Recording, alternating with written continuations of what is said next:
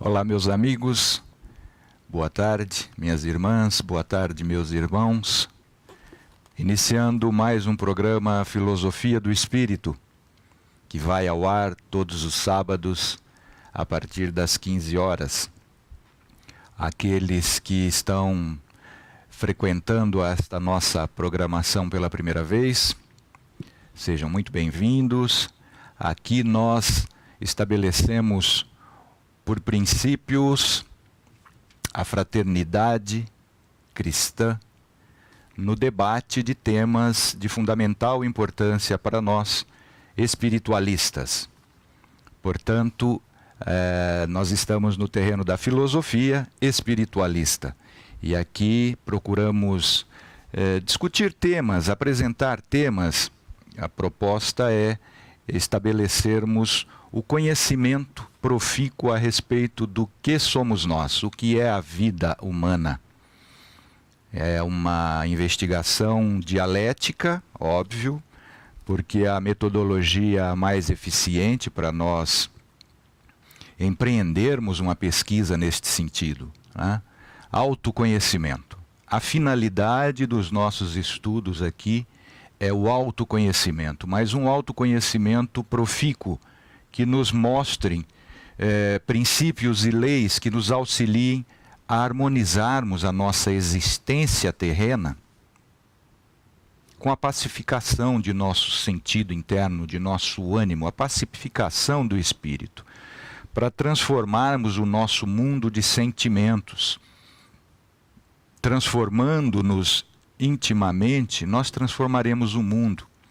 Não adianta nós gritarmos por paz no mundo exterior se nós enfrentamos tormentas, dilemas, dramas, uma guerra constante em nós mesmos, em nossos sentimentos, em nossas emoções, naquilo que são a expressão mais essencial do ser humano, espírito, o sentimento. Então, tudo que a gente busca aqui é trocarmos sentimentos, trocarmos conhecimento para nos dar suportes uns aos outros para enfrentarmos os dilemas tão frequentes e verdadeiramente democráticos na existência como espíritos encarnados.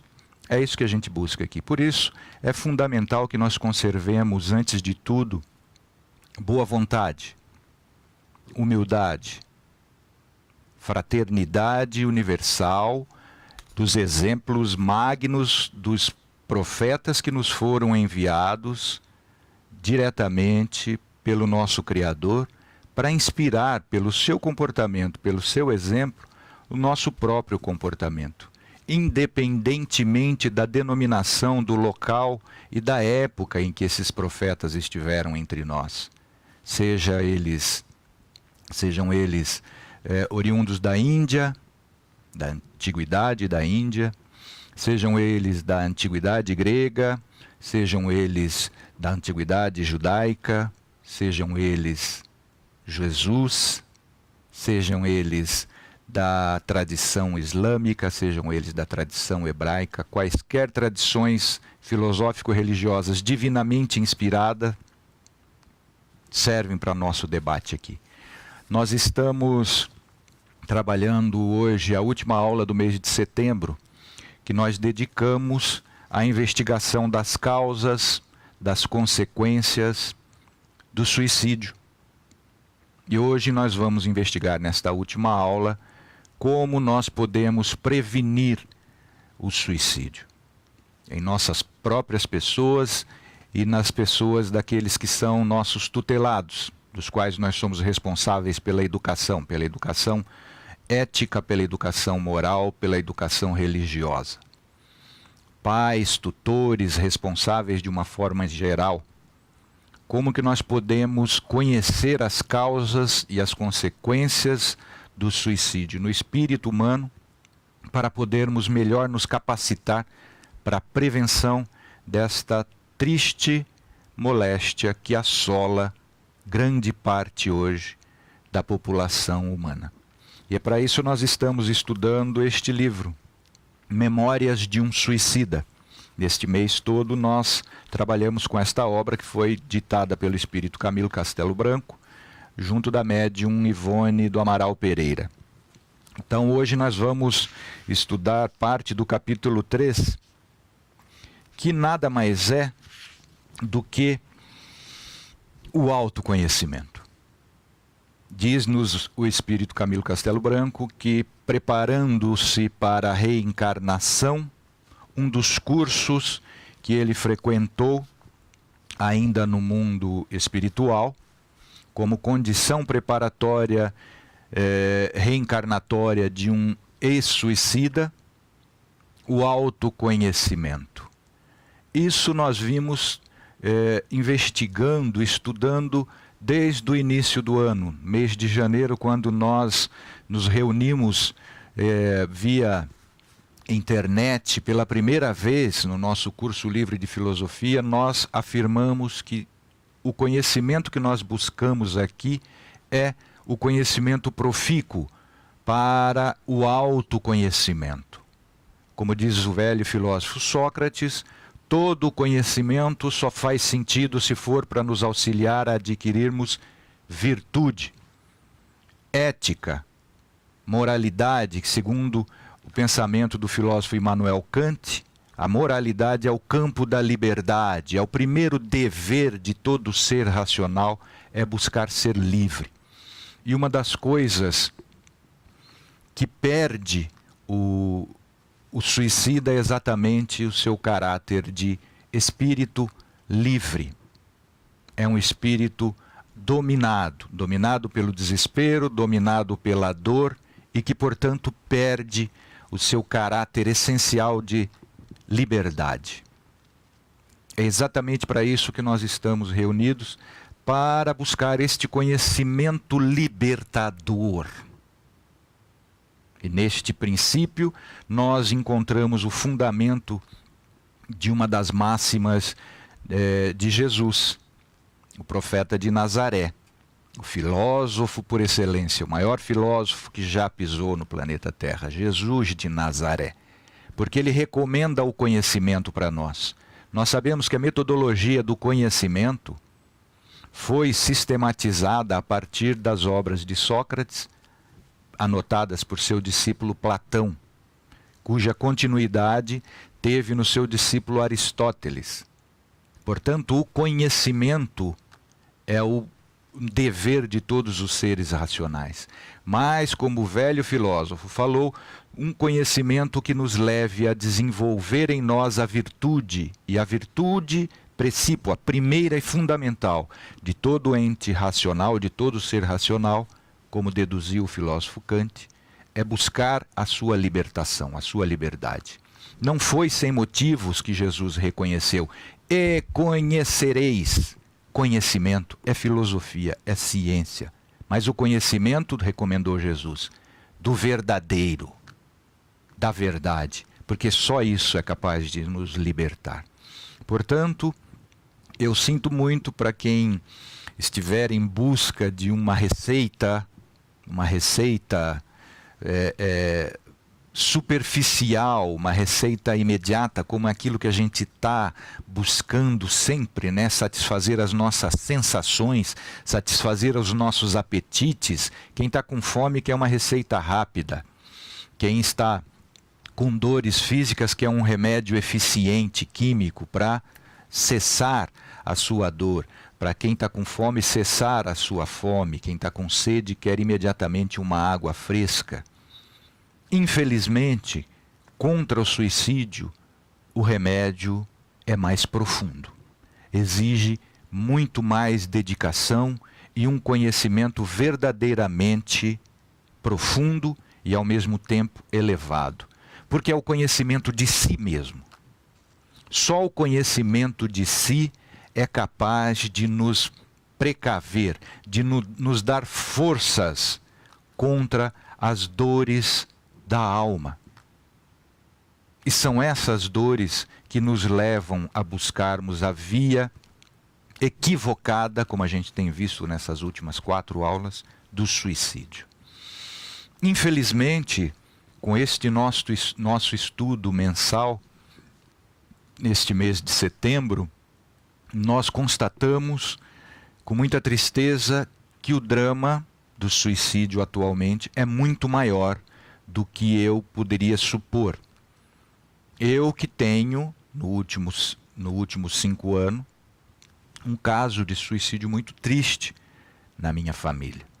Eu sabia que o drama era, de uma forma geral, grande, mas eu não tinha ideia da sua verdadeira dimensão, especialmente por aqueles que não conseguiram, graças a Deus, eficiência nas suas tentativas. São inúmeras as pessoas que confessaram e deram seu testemunho corajoso e pedagógico para nós aqui, de uma forma caridosa, mostrando que já tentaram suicídio e felizmente não conseguiram realizar o seu intento. Mas mais numeroso ainda, mais numerosa é a quantidade de pessoas que confessam pensar no suicídio. Como eu mesmo confessei aqui publicamente para nós, que antes de conhecer a doutrina espírita, aliás, o que me trouxe para a doutrina espírita foi exatamente ter passado pela minha cabeça, num determinado momento de dor cruel que eu estava enfrentando, de uma profunda depressão, pensar também na via do suicídio. Foi isso que me trouxe para a doutrina espírita e é isso que me mobiliza, exclusivamente é isso que me mobiliza nestas nossas aulas aqui.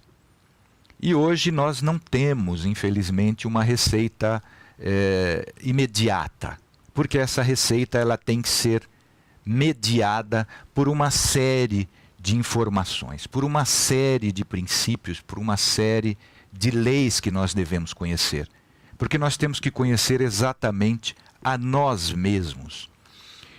E, infelizmente, para a maioria de nós, este conhecimento não vem com o reflexo imediato da luz do espelho.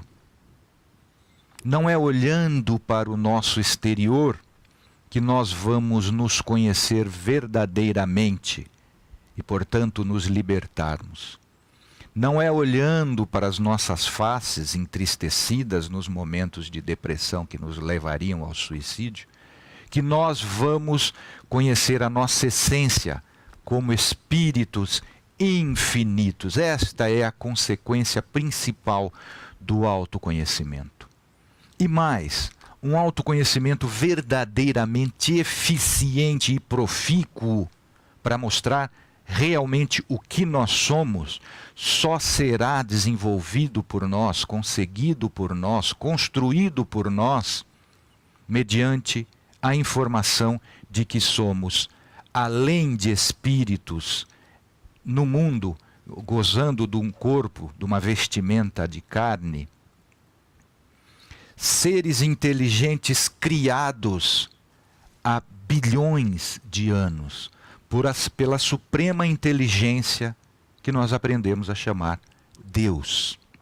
Só este conhecimento a respeito de nós, do espírito humano, como seres inteligentes criados simples e sem nenhum conhecimento, simples e sem nenhuma sensação, simples e sem nenhum sentimento, mas que, dotados gratuitamente pelo Criador, de uma força que nós aprendemos a chamar vontade, desenvolvemos nos evos da nossa história de vida, de bilênios ou trilênios de anos, não dá para nós sabermos, porque falta-nos um sentido, desenvolvermos o sexto sentido, para termos acesso à purificação moral, à elevação espiritual, para sabermos o momento da nossa criação, que por enquanto pertence somente a Deus. Mas que já dá para nós sabermos a condição do desenvolvimento que nós, pelo nosso próprio esforço desta vontade, utilizamos-nos da matéria universal criada por Deus também, para desenvolvermos a nossa inteligência, para desenvolvermos sensações, para desenvolvermos emoções, para desenvolvermos finalmente sentimentos. E isto nós fizemos sozinhos. juntos com os outros semelhantes a nós, mas pelo esforço individual de cada um. É este o conhecimento que vai nos libertar, porque vai nos dar forças para resistirmos, como dizem os espíritos, para resistirmos à influência do mal e realizarmos a pacificação da nossa alma já no mundo. Isto é o remédio eficiente contra o suicídio, porque vai nos dar a verdade a respeito de nós mesmos. E esses conhecimentos nós já temos. Essas informações nós já temos, meus irmãos, minhas irmãs. É isto que ensina na escola espiritual, na escola do espírito, aos suicidas antes de reencarnarmos. Busca o autoconhecimento, mas vá atrás de princípios e de leis claras, seguras, imutáveis. Não leis casuísticas humanas, mas leis divinas, leis naturais. E a principal lei divina, portanto, uma lei natural, que vai nos dar condições de desenvolvermos, de adquirirmos este conhecimento a respeito de nós mesmos, os espíritos chamaram de lei do progresso. É a lei do progresso universal que determina a vontade de Deus em todas as criaturas inteligentes, em todas as criaturas de Deus, porque tudo evolui no universo. Tudo, porque está submetido à lei do progresso. Esta é uma lei divina. A matéria avança, evolui também a matéria. Nós estamos usando um corpo material evoluído biologicamente e que contou com o nosso esforço de bilhões de anos para constituirmos esta forma e esta organização biológica que é o nosso corpo. Nós somos os construtores do nosso próprio corpo. Com a matéria e com a inteligência, por nós também desenvolvida pela graça do Criador. Esta é a única doutrina da graça admitida pelo Espiritismo. A atribuição gratuita que Deus faz a todas as suas criaturas inteligentes de uma força que nós aprendemos a chamar vontade. Essa vontade era cega quando Deus nos criou princípios de inteligência. E nós transformamos essa vontade, no início, pela simples curiosidade de defrontamos com uma porção material e organizamos, começamos a manipular essa matéria. Embrionária era a nossa inteligência, cega era a nossa vontade. E nos evos da nossa vida, que começou lá nas mãos de Deus e não terá fim, este é o equívoco do suicida. A vida não tem fim. A existência corporal tem fim, mas a vida não tem fim. A vida é infinita. Nesses evos de construção da nossa própria vida, mobilizando através da nossa força cega, a vontade, mobilizando a matéria, aprendemos com essa mobilização da matéria e fomos transformando a nossa vontade, que era cega, numa vontade que nos vegetais já tem sensações, já realiza funções orgânicas. Nos animais já desenvolvemos o instinto.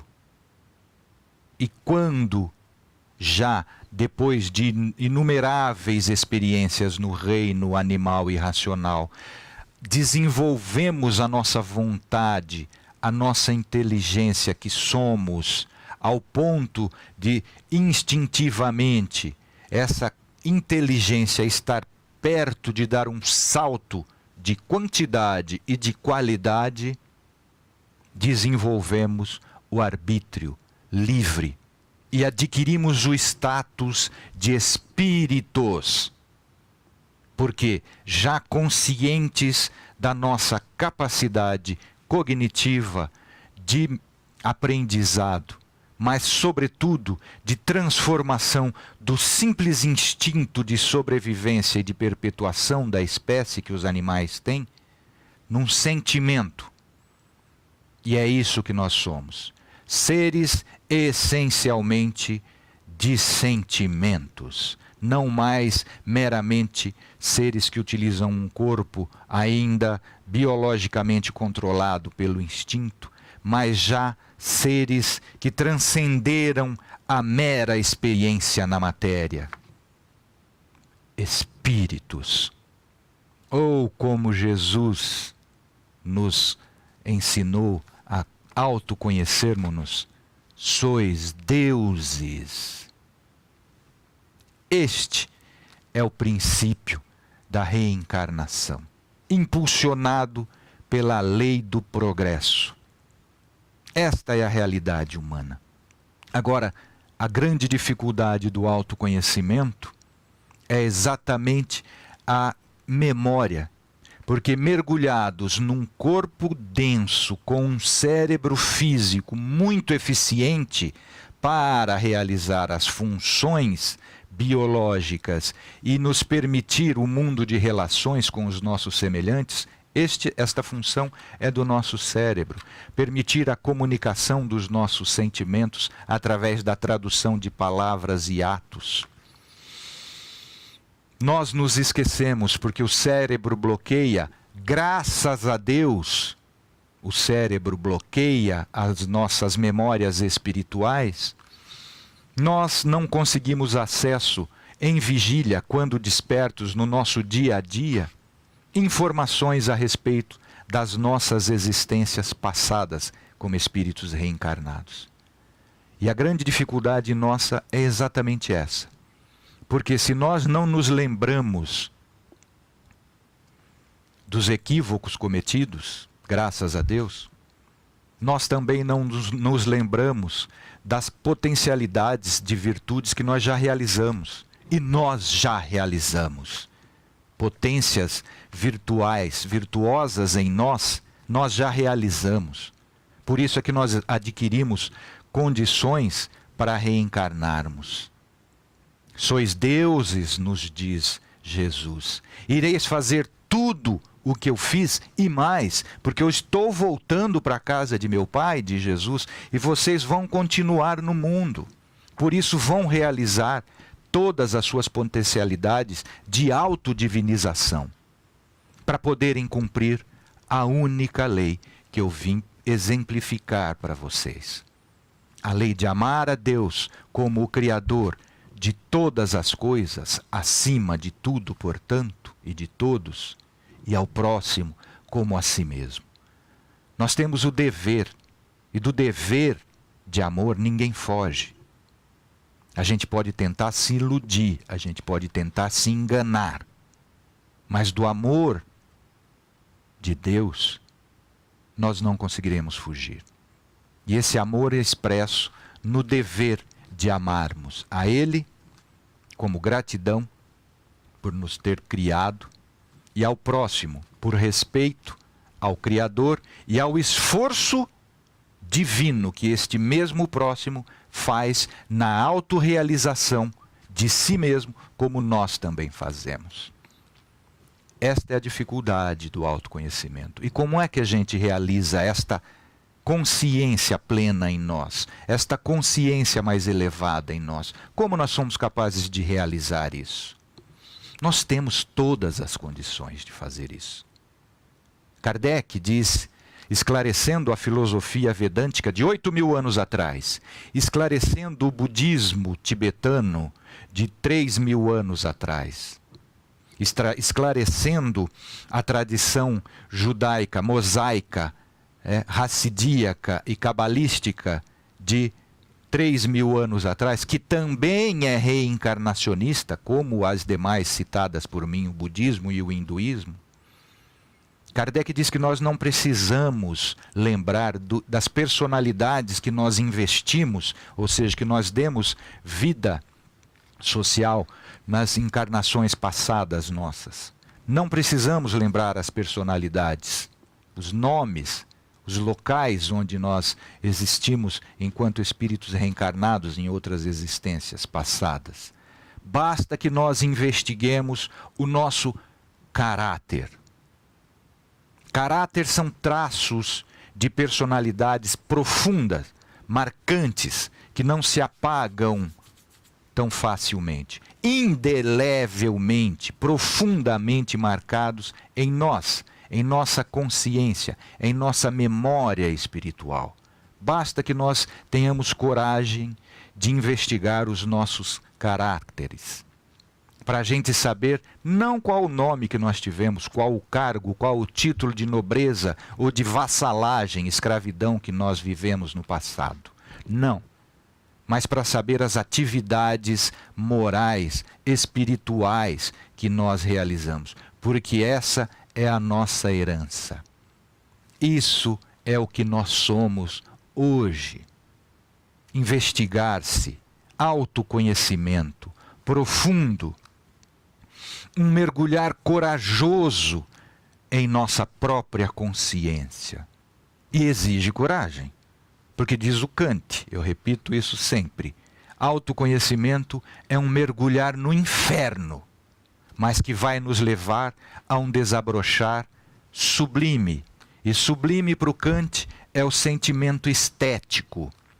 Erram as nossas irmãs, os nossos irmãos que lidam com a cosmética, ou seja, maquiagem, cabelos, né? A nossa irmã Rosiane, que é estilista, nos equivocamos quando a gente chama isso, essas atividades, de estética. Não, isso não são atividades estéticas. Segundo a tradição filosófica antiga, grega, isso são atividades cosméticas, né? Porque nos lidam com o exterior. Estético é aquilo que mexe com o que nós somos na essência. Portanto, o sentimento do belo e do sublime, que as belas artes, e uma pintura, a Rosiane é pintora, é desenhista, ela projeta, né, estilista. Quem faz uma maquiagem maravilhosa é um esteticista no sentido de que está constituindo uma obra de arte. Aí sim é estética e não mais cosmética, maquiagem. A estética é o sentimento produzido pelas belas artes da natureza ou pelas belas artes humanas. E este sentimento, nos diz Kant, é o sentimento do belo e do sublime que produz o estado de sentimento estético, aquele que faz com que a gente suspire e pense: deve haver algo na vida além deste vale de lágrimas que é o nosso mundo de provas e expiações. É isto que nós fizemos em toda a nossa vida, desde que saímos das mãos de Deus até hoje. Nós realizamos essa transcendência em nós. Nós saímos da mera ignorância, não sabíamos de nada quando Deus nos criou, e transformamos este zero de conhecimento em autoconhecimento, de que somos capazes sim de realizar em nós a autodivinização. Mas para isso precisamos de informações, precisamos do conhecimento verdadeiramente libertador. E este é o desafio do autoconhecimento. Mergulhar no inferno íntimo de nós mesmos, para descobrirmos as mágoas que temos, para descobrirmos os vícios morais que ainda temos, de orgulho, que não baixa a cabeça para ninguém ou para nenhuma situação, ainda que seja uma ordem de Deus. É por isso que a gente sofre no mundo. O inferno não são os outros, como ironizou o filósofo Sartre, Jean-Paul Sartre, ironizando a condição humana que dá desculpa das suas mazelas, dos seus vícios, sempre nos outros. O inferno são os outros. Eu sofro desse jeito por conta dos outros. Muito disso no mundo é verdade. Muito é verdade. Mas mesmo quando a gente se aparta dos outros que nos fazem sofrer, por que é que a gente continua sofrendo então? Autoconhecimento é ter essa coragem de mergulhar no inferno de si. Ver que eu sou ainda, eu padeço muito ainda no mundo porque eu sou vaidoso. Porque o que faz a vaidade em mim é cultivar coisas vãs, vanitas, vaidade, é o apego, o cultivo de coisas vãs, coisas que perecem. Diante da propaganda enganosa do mundo, eu sucumbo ao meu impulso de vaidade, de cultivar coisas perecíveis. Só maquiagens e não estética. Só cosmética e não estética. Cosmético é aquilo que perece. Estético é aquilo que é perene, que é eterno, imutável. O Sócrates dizia, tolo é o homem que cuida mais do que ele tem do que ele é. O que nós temos? Nós temos casa, quando temos felicidade de ter uma casa, carro, conforto, alimento, vestimenta, móveis. Nós temos um corpo. O que nós somos? Espíritos, almas infinitas, inteligências, consciências, que usamos tudo isso que nós temos, mas não somos tudo isso. O vaidoso é aquele que cuida mais do que ele tem, de coisas vãs, perecíveis, do que ele é. E qual a vaidade maior que nós temos? O nome Paulo, que eu estou usando nesta encarnação. A minha persona, a máscara que eu visto diante de uma câmera para falar com irmãos que estão a milhares de quilômetros de mim e que não sabem a cara que eu faço quando a câmera fecha. Persona são essas máscaras que a gente veste perante os outros para mostrar aquilo que a gente não é. Porque o que nós somos mesmos está profundamente marcado em nós como espíritos. O caráter. Caráter de pessoas ainda vingativas. Se não conseguem mais, já têm vergonha de exprimir isso, verbalizar ou manifestar fisicamente isso, mas ainda pensamos nisso. Como o filósofo Nietzsche dizia, a verdadeira moral do cristão não é a moral do perdão, é a moral do ressentimento. Tanto que inventaram um inferno para dizer assim, tudo bem, eu sofro, eu me resigno perante o sofrimento que você me impõe, porque você é mais forte do que eu, ou está numa condição de força superior à minha hoje, mas você vai para o inferno. É assim que a gente vive ainda até hoje. É por isso que a gente sofre ainda no mundo. É essa a natureza humana ainda.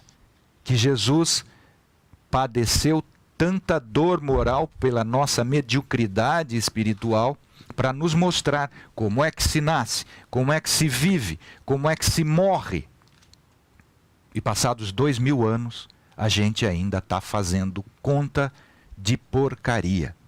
A gente ainda está fazendo conta de besteira. Inclusive, a principal delas, que tem o maior valor para nós, a nossa personalidade. Qual delas, meus irmãos, minhas irmãs? A que a gente está investindo hoje como filhos de Ciclano, irmãos de Beltranos, com tal profissão, vivendo em tal condição, sabendo fazer isso, sabendo fazer aquilo? Isso que nós somos?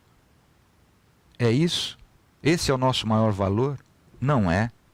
Isso nós estamos hoje no mundo. Mas não somos isso. Somos deuses capazes de realizar a autodivinização. Seres que não sabemos tudo ainda, mas já realizamos muito em nossas vidas. Mas estamos, como nos dizem os Espíritos, a distância nossa para Deus é a mesma distância dos animais irracionais para nós. Nós estamos ainda muito mais para instintos. E a humanidade está manifestando. Nós somos a humanidade, não nos esqueçamos disso. Estamos mostrando muito mais hoje instintos animalescos ainda do que espíritos, consciências já autodivinizadas, como Jesus confia em nós, em nossa capacidade de autorrealização. Esta é a verdade a respeito do ser humano. Esta é a verdade a respeito de cada um de nós, que só o autoconhecimento corajoso, que a gente, via de regra, realiza quando está no momento de dor. Só nos momentos de dores. Porque quando a vida está um mar de rosas para nós, a gente vira bicho, prepotente, arrogante, que humilha o inferior, que se esquece da nossa origem em Deus e da nossa destinação de volta para Deus. São essas reflexões que a gente faz e promete continuar fazendo para a modificação do nosso ânimo vaidoso e orgulhoso. Se a vaidade é o cultivo de coisas vãs, o orgulho é um cultivo de nossa própria personalidade, como o suprassumo, como eu gosto muito desta frase, ditado popular, como é que fala? A última... Não é a última balinha da caixa, como é que é? A última bolachinha do pacote. Isso é o orgulho. Eu não peço desculpas, eu não peço perdão para ninguém, porque no mínimo eu acho que eu não erro, né? Então os dois principais vícios que a gente manifesta no mundo, são a vaidade e o orgulho, esses grandes equívocos, que são filhos primogênitos, esses dois vícios, do egoísmo. A doença do ego. Egoísmo. É o ego doente. É a personalidade doente. O que a gente tem de recursos para vencer isso? Por isso que Buda veio, por isso que Krishna veio, por isso que os rishis dos Vedas e dos Vedantas vieram, por isso que Moisés veio, por isso que Maomé veio, Lao Tse, Zoroastro, Confúcio. E para mim, sobretudo, Jesus veio para nos mostrar como é que se nasce na manjedoura, no meio do capim seco. Como é que se vive trabalhando na carpintaria do pai, num trabalho humilde. Quem poderia ser doutor da lei, ensinando aos 12 anos os juízes do Sinédrio, a mais alta corte de justiça e de religião, já conhecida pela humanidade, o Sinédrio hebraico. Jesus aos 12 anos ensinava lá e poderia continuar ensinando lá. Não, foi martelar o dedo junto com o pai. Humildade. Poderia frequentar palácios para continuar ensinando, como os nossos famosos gurus contemporâneos fazem, né? Nossos profetas falsos da atualidade buscam o conforto e a fortuna dos discípulos abastados. Não. Ele foi exatamente entre os expropriados de dignidade. As prostitutas, os ladrões, os coxos, os leprosos, os necessitados de toda a sorte. Aqueles marginalizados pela sociedade, mostrando como se nasce e como se vive. E podia desencarnar meditando no Horto das Oliveiras, fazendo como os monges budistas da tradição tibetana, muitos que conseguem realizar a autolibertação, percebem o momento da morte, sentam para meditar e desencarnam meditando. Jesus podia fazer isso porque ele ensinou isso para todo mundo, nas suas escolas de filosofia e de religião no mundo espiritual. Para nos exemplificar o perdão, como ele escolheu morrer? Entre ladrões. Na mais vilipendiosa vergonha. E nós não admitimos ser contrariados. Não admitimos que a vida nos coloque no rumo. Não admitimos padecer dor. Não admitimos ofensas. E aí suicidamos. E nos deparamos com a nossa realidade imperecível de espíritos imortais. É isso que a gente está fazendo de errado com os nossos filhos. Estamos criando os nossos filhos para o mundo. Somos já frutos dos equívocos de homens chamados de religião que desvirtuaram todos os ensinamentos proféticos divinamente inspirados. Sobretudo o ensinamento de Jesus. Mas nós já temos condições de acesso a essas informações das leis de Deus e principalmente das leis da reencarnação, do progresso ad infinito do Espírito. Os rishis, os Vedas e os Vedantas têm 8.000 anos. O budismo já tem 3.000 anos, 2.800 anos.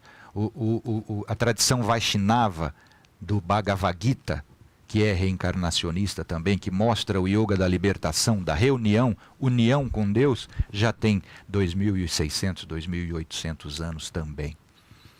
E o Evangelho de Jesus já tem 2.000 anos.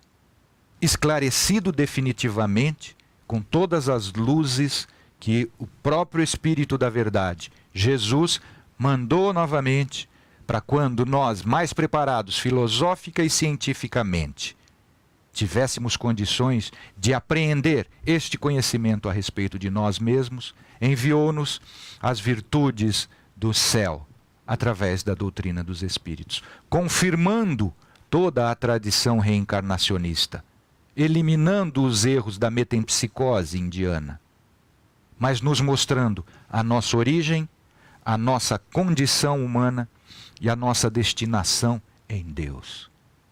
O que nós estamos fazendo desse tesouro para resolvermos os nossos dramas pessoais?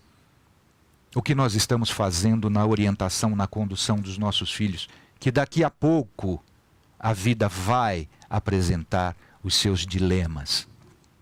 Nós estamos num mundo de provas e expiações. E num mundo de provas e expiações, esta é a tônica da existência. Dores e sofrimento.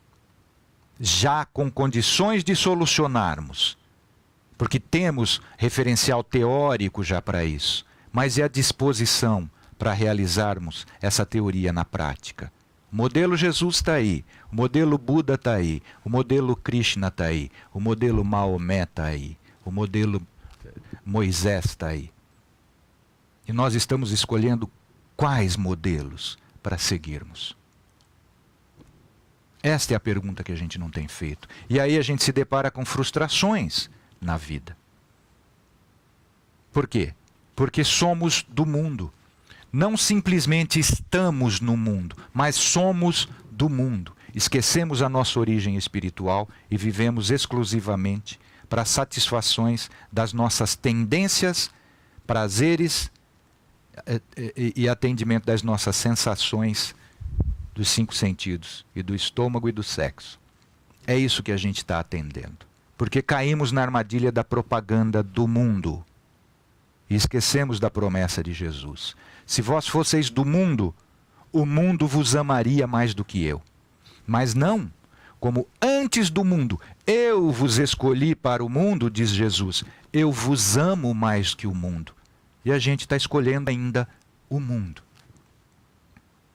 E está ensinando os valores do mundo para os nossos filhos. O que a gente pode fazer é dar uma guinada. Nós temos todos os recursos para isso. Dizer não, basta. Eu posso experimentar as coisas do mundo, sem dúvida, estamos aqui para isso. Aprendermos a nos relacionar, aprendermos a desenvolver virtude da resistência diante da tentação. Livrai-nos da tentação, livrai-nos do mal. No mundo tereis tribulações, diz Jesus, mas tende bom ânimo. Eu venci o mundo. Enquanto nós nos reconhecermos somente como seres do mundo, não tem como resistir à influência do mal. Porque o mundo que nos rodeia não é o mundo material. Estamos imersos no mundo de matéria, mas o mundo que nos observa é o mundo espiritual. E este mundo espiritual é a causa das nossas próprias doenças espirituais, como nossos próprios vícios espirituais trazidos de existências passadas. Este autoconhecimento, são essas informações que nós temos que obter e esclarecer em nós para podermos desenvolver, macerar o nosso espírito, a nossa consciência, a nossa memória imperecível de espíritos, para manipularmos o remédio contra o suicídio. Porque tem 3 frentes de ataque que nós sofremos quando estamos adoecidos. A nossa memória pregressa de eventuais falências em existências anteriores e que trazemos consciência culpada, que nos faz excessivamente, em termos de personalidade, em termos de caráter, excessivamente tímidos, excessivamente retraídos, porque trazemos culpa espirituais.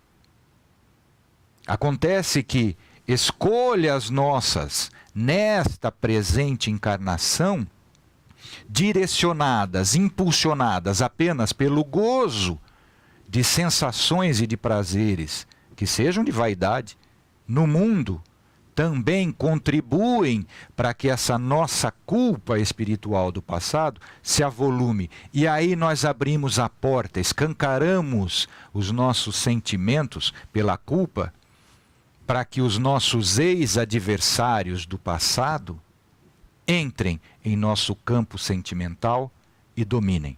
É só o que eles esperam. Então são essas 3 causas da depressão, do pânico que nos levam ao suicídio.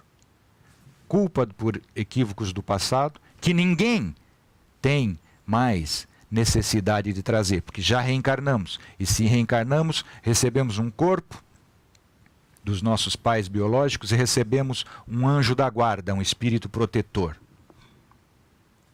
Porque nós nos arrependemos sinceramente, senão não receberíamos e estávamos ainda sofrendo no mundo espiritual. Então ninguém tem motivo para conservar aqui consciência culpada pelo passado. Temos sim consciência de desenvolver autoconsciência dos nossos equívocos desta existência e modificarmos aquilo que nós fizemos de errado. Ainda estamos encarnados, temos tempo, portanto temos que desenvolver força de vontade para isso. Boa vontade para modificarmos isso que nós podemos mudar. Nossas más escolhas desta existência. E só assim nós nos fortalecemos. Através da fé. Cultivando. Não é fé cega. Uma fé dogmática de pessoas que ficam cultuando aquilo que não compreenderam ainda. A sua existência espiritual. E temendo a um Deus punitivo. Não, Deus não é Deus de punição. O Pai não quer a morte do pecador de Jesus, mas sim a misericórdia. Misericórdia eu quero, não o sacrifício de Jesus, mas um Deus que já se mostra para nós como a suprema inteligência e misericórdia infinita, como nos revelaram os Espíritos. E que nos enviou a Jesus para nos mostrar todos esses recursos. E só assim, cultivando a fé, dedicando atenção a nós, alimentando aquilo que somos, a nós mesmos. E nós alimentamos a nós mesmos, espíritos, é com meditação, em preces, não cultivando as coisas dos nossos valores exteriores. O reino de Deus não vem com forma exterior. Para que buscar fora de si a felicidade? Isto é um grande equívoco. É motivo de muitas frustrações, de constantes frustrações. Buscar fora de nós, nos outros ou nas coisas, sermos felizes. Nas relações e nas coisas do mundo, nós vamos ter sim satisfação e às vezes momentos de alegria. Mas felicidade não. Felicidade é um estado de consciência plena, de ligação já, se não definitiva, total, integral, como nós somos capazes, mas de ligação com a consciência crística, com a consciência do Cristo. Que para nós Jesus veio mostrar como a gente desenvolve essa consciência. E isso é o reino de Deus. Em nós é a felicidade perene. Então nós fomos mal educados e continuamos educando mal os nossos filhos. Resultado? Frustrações, decepções, desconhecimento de nossas próprias capacidades, fuga, covardia moral, suicídio. Como resistir à influência do mal que ainda existe nas nossa ignorância de nós mesmos, nos nossos vícios morais, mas sobretudo nas testemunhas do nosso passado e dos nossos equívocos presentes, que não nos perdoam, porque a gente prometeu vir para cá fazer o caminho certo e escolhe o mundo. Ninguém veio aqui a passeio. Ninguém veio aqui a passeio. Nós estamos aqui numa escola de aprendizado da lei do amor. E é isso que a gente tem que buscar com todas as nossas forças, com toda a nossa potencialidade. Ninguém é capaz de se amar sem se conhecer. O autoconhecimento é o primeiro passo para o auto-amor, para a realização do respeito por si, da autoconsciência elevada, para podermos cumprir o conhecimento de Deus. Porque sem autoconhecimento não tem auto-amor. Sem auto-amor não tem amor ao Criador. E tampouco ao semelhante como a nós mesmos. O que a gente está escolhendo?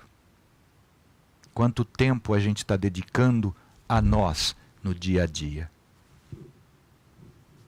O tempo que a gente dedicar a nós, esse autodescobrimento, vai ser a proporção determinada da nossa porção de felicidade, de paz, de harmonia espiritual, já nesta vida, porque é para a realização já, não é para a próxima existência desencarnados, nem tampouco para a próxima existência encarnados. Não, é para sermos felizes agora.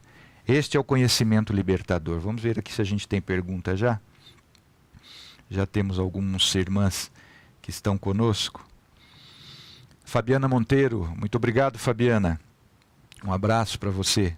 Estivemos juntos esses dias já. Quando eu fazia uso do álcool há 8 anos atrás, minhas trevas inclinavam-se para o homicídio. Mais covarde ainda.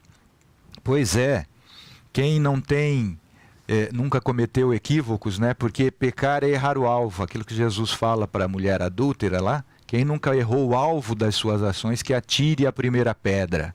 Quem nunca se equivocou e tem garantias de que não vai errar o alvo das suas ações, das suas palavras, dos seus sentimentos, que atire a primeira pedra. Graças a Deus nós estamos no caminho de despertamento, né, Fabiana? É isso que a gente está buscando. Muito obrigado pelo seu testemunho aqui, muito instrutivo e bondoso para todos nós. A Beth Donato diz, eu nunca pensei em suicídio, mas às vezes dá uma vontade de voltar, nem sei para onde, parece saudade.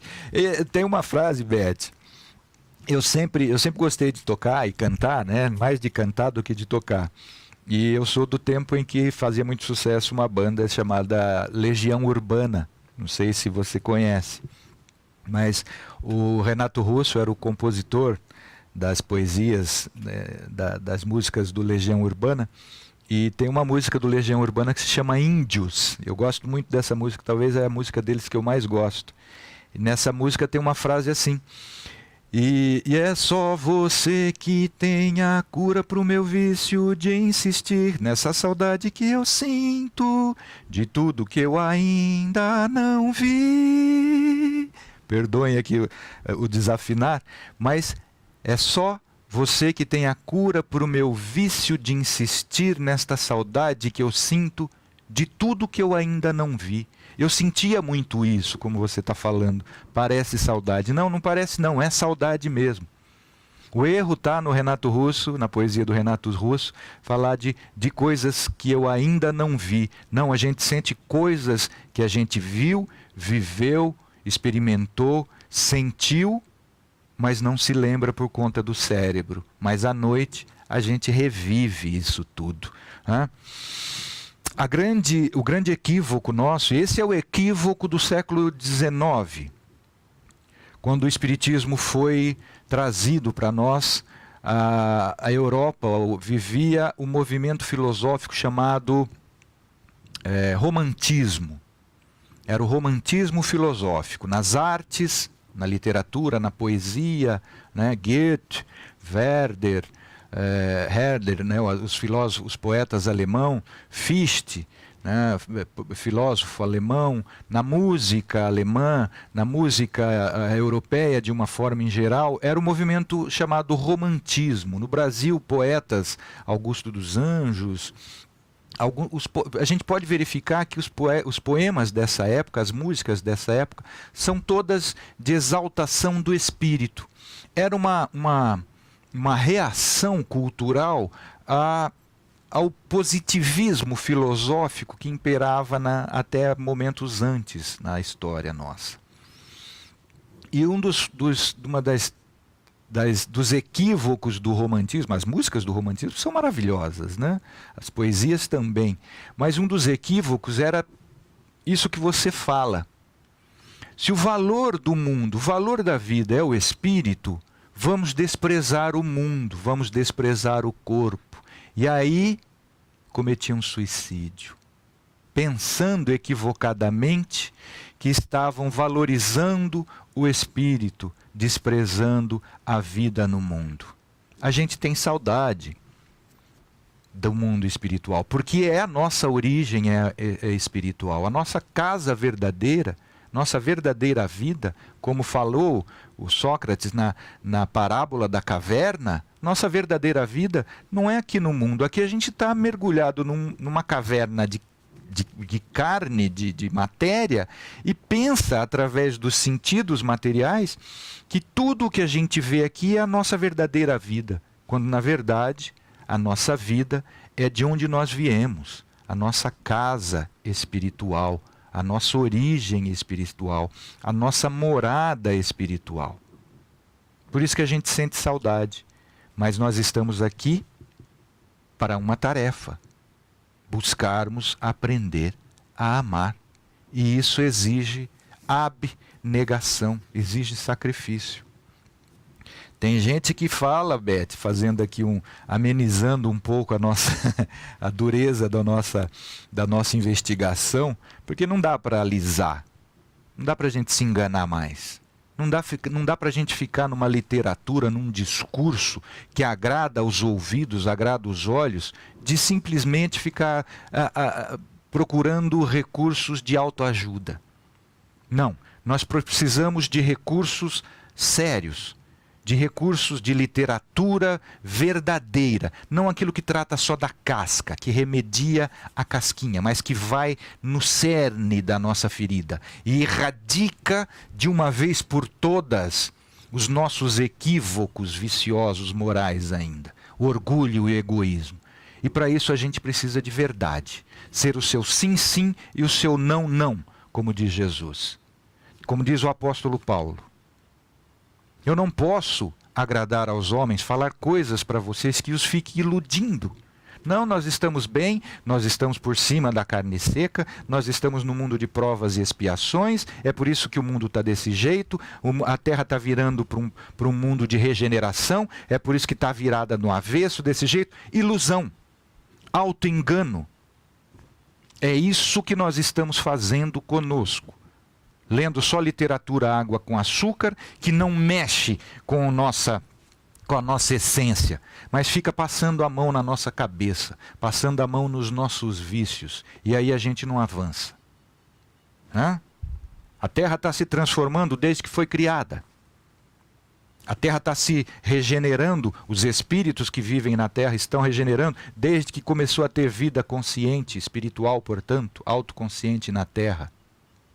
É só da gente dar uma olhada né? Se a gente quer saber se a Terra está se transformando mesmo num planeta de provas e expiações para um planeta de regeneração, onde vai ter felicidade, dá uma olhada que os Espíritos falam na pergunta 1019 do Livro dos Espíritos. Em algumas edições 1019, em outras edições 1018, quando Kardec pergunta categoricamente para os Espíritos: mas a Terra não vai se transformar num mundo de felicidade, num mundo melhor? Vai ser dor e sofrimento o tempo todo no planeta Terra? E os Espíritos respondem: não, absolutamente que não. A Terra vai se transformar, como está se transformando desde a sua criação. E o Kardec pergunta: mas qual que vai ser o sinal? Está todo mundo falando de 2019, todo mundo falando de planeta de regeneração, fase de regeneração, transformação do planeta. Dá uma lida no Livro dos Espíritos, gente, pelo amor de Deus. Pergunta 1019, os Espíritos respondem: vai sim se regenerar a Terra, os Espíritos aqui. Mas os Espíritos que habitarão a Terra só conseguirão este estado quando daqui banirem o egoísmo. Textualmente está no Livro dos Espíritos isso. O sinal de regeneração do planeta Terra é quando nós banirmos daqui o egoísmo. Este é o signo prognóstico. Enquanto a gente ficar se enganando de que nós estamos muito bem moralmente, nós não vamos avançar. E aí a Terra está virada do avesso. Porque os espíritos doentios que aqui frequentam não veem o nosso exemplo de resignação, de esforço mesmo, de matar nosso orgulho, de matar a nossa vaidade para a transformação nossa. E só assim nós vamos transformar o planeta. Então, por isso, Beth, a gente tem que ficar um pouco aqui ainda, para voltarmos para lá, mas tem gente que fala o seguinte, né? Eu vou viver a vida aqui porque a gente não sabe para onde vai quando desencarna, quando morre. Eu fazendo uma brincadeira aqui, eu sei exatamente para onde eu vou quando eu desencarnar. Eu não sei exatamente em que altura vai estar a lama.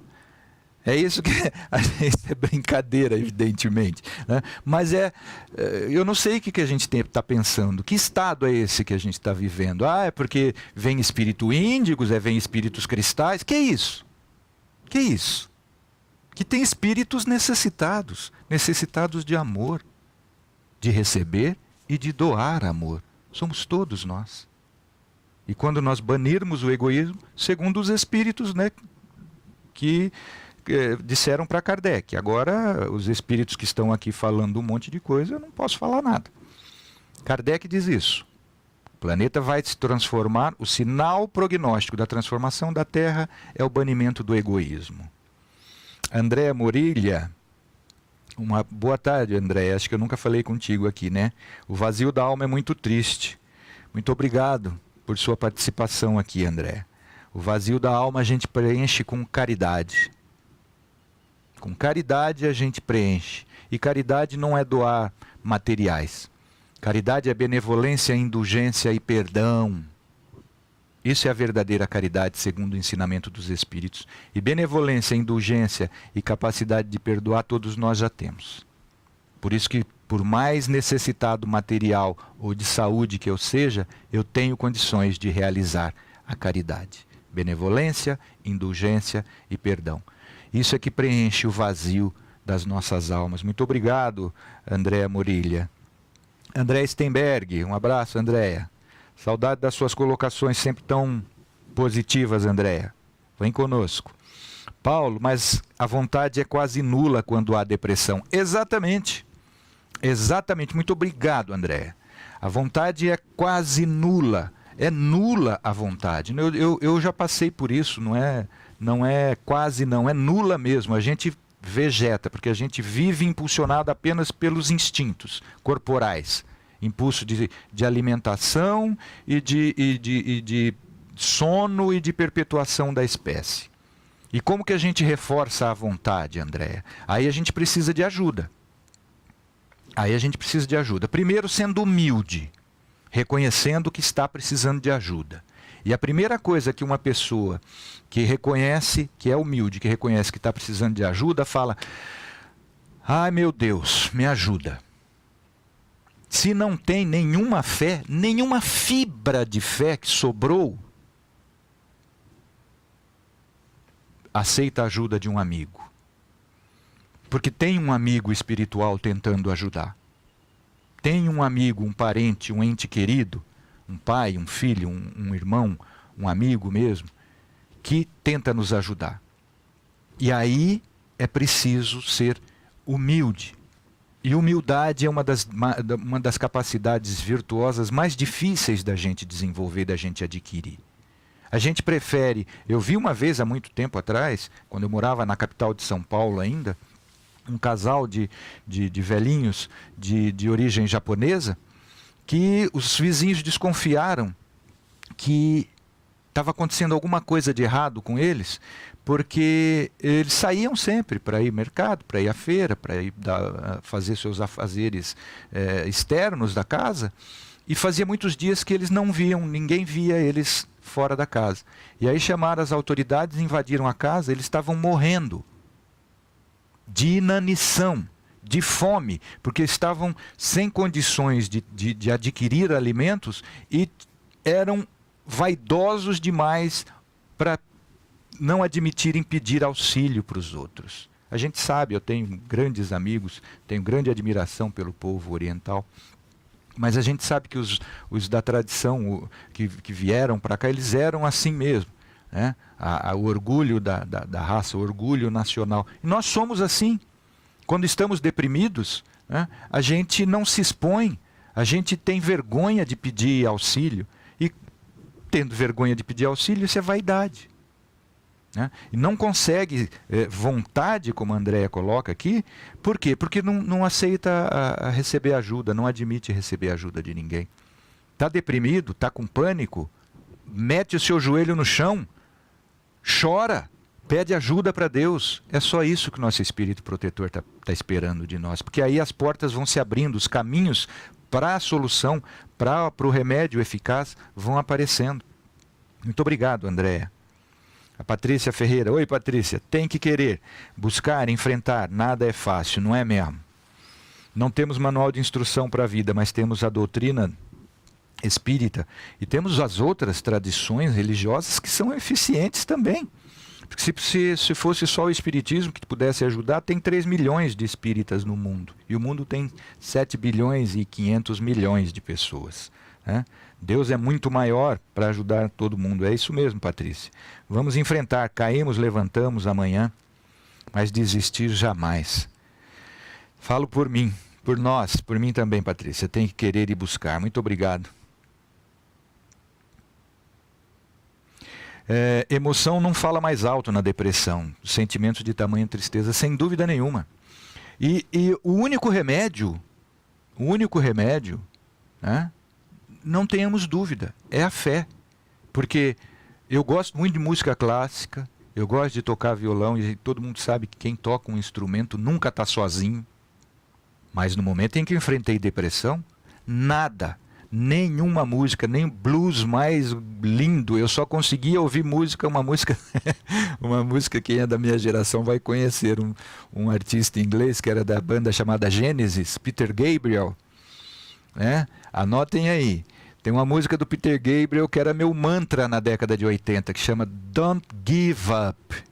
Exatamente uma pessoa em estado depressivo. Eu não sabia o que falava a música, eu só entendi o Don't Give Up, porque eu não sei, não falo e não entendo inglês, né? Depois que eu vi, agora com o YouTube a gente vê tradução dessa música.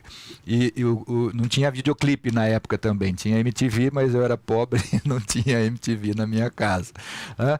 Então era o meu mantra na década de 80, Don't Give Up, do Peter Gabriel.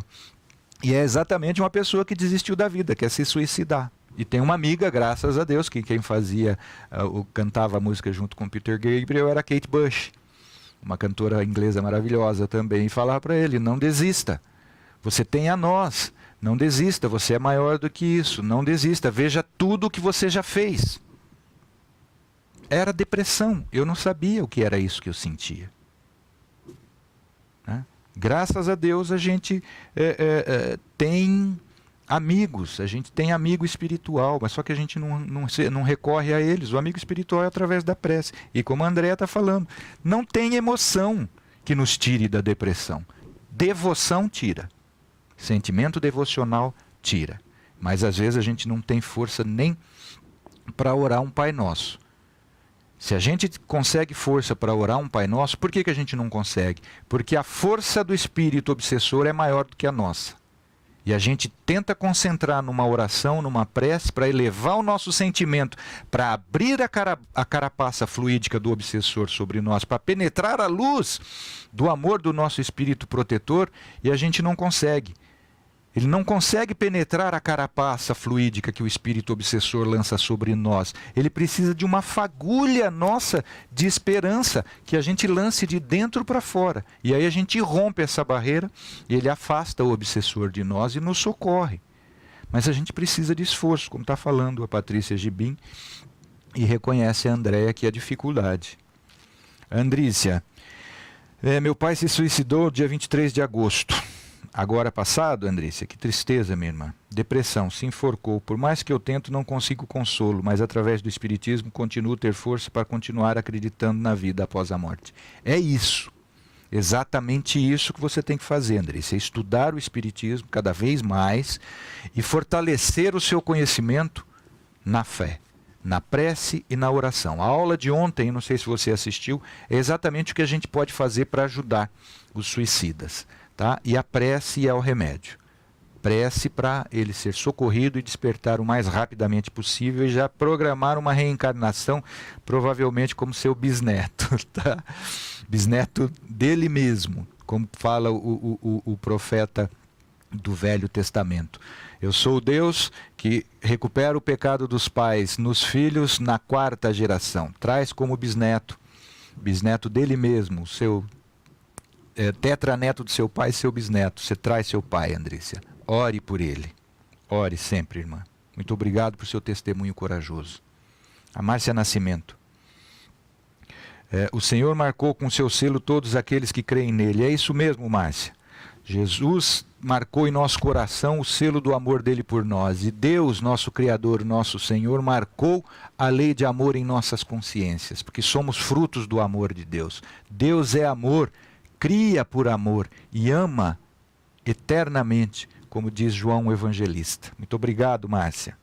A Silmara Martins fala, eu sou católico, mas foi graças ao Espiritismo que me deu forças para aceitar a morte trágica do meu pai, em um incêndio no fim do ano passado. É isso mesmo. Kardec disse, Silmara, o Espiritismo não vai ser a religião universal. O Espiritismo não tem essa pretensão e nem precisa. O Espiritismo é para dar apoio, esclarecimento, mostrando os fundamentos da vida espiritual, reencarnação, para todas as religiões. Isso o Espiritismo está fazendo e vai fazer. As bases do chamado neo-hinduísmo, o movimento filosófico indiano, iniciado por Sri Aurobindo, na década de 30, década de 40, do século passado, é o Espiritismo francês. Tá? Muito obrigado por seu testemunho corajoso. E continua estudando e orando por seu pai, Silmara. André Stenberg. Paulo, assistindo ontem uma aula do Haroldo, qual admiro muito, todos nós admiramos muito o Haroldo. Cada época é uma época. O homem antigo, dentro do certo contexto, também procurava o autoconhecimento. Sim, mas com as informações que ele tinha. Estava lá no portal do Templo de Delfos. Templo de Delfos... Templo de Apolo, na cidade de Delfos, estava lá escrito, homem, conheça-te a ti mesmo e conhecerás os deuses e o universo. Not siaton, as palavras gregas, as palavras gregas para isso. Homem, conheça-te a ti mesmo e conhecerás os deuses e o universo. Isso estava lá. Pitágoras já tinha trazido essa máxima do hinduísmo. O autoconhecimento não é da filosofia grega. O autoconhecimento é da tradição do yoga, da tradição Vaishnava, da tradição dos Vedas e dos Vedantas, de 8.000 anos atrás. Por isso, muito obrigado, André, pela lembrança. Heráclito de Efesos, o filósofo pré-socrático do século VI a.C., trabalhando com a tradição vedântica da filosofia da Índia, o Heráclito disse assim, um aforismo que ninguém consegue no Ocidente, com a filosofia materialista, traduzir. Deuses, homens imortais. Homens, deuses mortais. Nascer é-lhes morte, morrer é-lhes vida. Ninguém consegue entender o Heráclito, porque faz a leitura da filosofia clássica grega fora do contexto, como a Andréia está colocando para nós aqui. O que Heráclito já estava contando para nós ali é que deuses são homens que já passaram várias vezes pelas encarnações e adquiriram a autoliberação, a saída da roda da samsara, a saída do ciclo reencarnatório. Por isso que são chamados deuses. Não nos esqueçamos da mitologia grega que falava que havia deuses que comungavam com o homem seus sentimentos amorosos e geravam semideuses que estavam aqui na Terra. Heráclito já zomba disso tudo 6 séculos antes de Cristo, falando deuses. Deuses são homens que não precisam mais reencarnar. Deuses são homens imortais. Homens são deuses que ainda precisam reencarnar, portanto, deuses mortais. Nascer, ou seja, reencarnar por um espírito puro, é a morte. Morrer por um espírito puro, por um homem, por um Deus mortal, é a vida. Tem razão, André, já falavam do autoconhecimento, do conhecimento espiritual, mas perdeu essa informação atualmente. Fica buscando o autoconhecimento da mente. O que é a mente? Mente não existe. A mente é um conceito criado pela neurociência e pela filosofia materialista em cima das sinapses cerebrais. E aí fica trabalhando conceito equívoco, mentiroso, falacioso, como é esse conceito de mente, e se esquece do espírito. Onde é a sede do sentimento, onde é a sede do conhecimento, onde é a sede das emoções. Que mente? O que é mente? Mente não existe, existe o espírito, existe consciência espiritual, existe o campo da memória espiritual. Então a gente fica trabalhando autoajuda com falsos gurus e falsos profetas, como dizia Jesus, e se esquece da profundidade da filosofia de vida, que é a filosofia de Jesus. Sois deuses. Heráclito falava há 600 anos, Jesus precisou vir repetir para a gente acreditar. E nós não acreditamos ainda até hoje. Muito obrigado, André. Nem todos são de caráter vingativo, mas às vezes autodestrutivo quando há mágoa. Sem dúvida nenhuma. Quem não tem, os gregos tinham, né, falando também, vamos falar da filosofia clássica grega. Nós estamos num curso de filosofia do espírito aqui. Obrigado, André Stenberg. Os gregos tinham o conceito de notiaton e de epimeleia reator. Era o conhecimento de si, o que a gente chama de autoconhecimento hoje, e o amor por si. Epimeleia reator era o amor por si. Os gregos já falavam isso.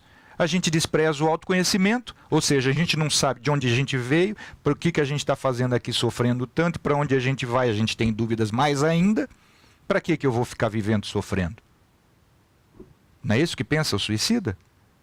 Conheça-te a ti mesmo e você vai eliminar esse impulso. Ele vai impedir que outros, mais tristes que você ainda, desencarnados, te impulsione para essa ignorância. Ignorância em termos de desconhecimento da nossa realidade espiritual. E aí é autodestrutivo mesmo. Por quê? Porque não se estima. Não tem valor por si, não tem respeito por tudo o que você já fez, desde que foi criado, simples e sem nenhum conhecimento por Deus. Tendo desenvolvido autoconsciência e adquirido o status de espírito, ainda assim não se respeita, não se valoriza, não se estima, não se ama. Tem razão, André. A Claudinha Bug. O inferno é aqui, Paulo, ou estou enganada? Eu acho que aqui é o purgatório, Claudinha, não é o inferno mais não. O inferno era onde a gente estava antes de vir para cá, que é dentro da gente mesmo, remoendo, choros e ranger de dentes, como fala Jesus, né? O inferno é dentro de nós. Aqui neste mundo nós estamos naquilo que a tradição católica chama do purgatório, para exatamente realizarmos o céu interior. Muito obrigado, Claudinha. Um abraço, irmã. Fabiana Monteiro, o orgulho é a maior e pior muralha nas palavras do Divaldo Franco. Exatamente.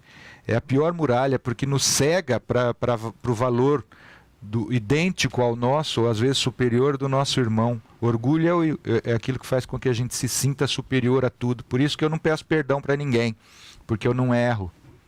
Tolo. A Andréia continua dizendo: a civilização anda muito esquisita, como vejo ao ouvir as palavras de Divaldo e Haroldo. Será que há tanta influência de maus espíritos, de negatividade? Acredito que estamos passando é sofrido, mas para uma grande mudança. Muito bem, André, muito obrigado. Recentemente, nós vimos num congresso espírita, acho que na cidade de Goiânia, um vídeo, está circulando ainda na internet aí, o Haroldo dizendo, perguntado por uma jovem como que fica as instituições espíritas nesse momento de transição que o planeta está vivendo.